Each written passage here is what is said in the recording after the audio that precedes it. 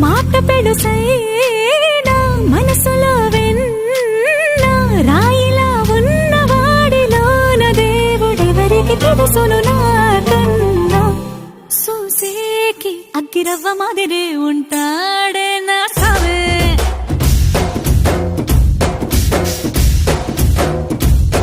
మెత్తాని పత్తి పువ్వుల మరే సంటో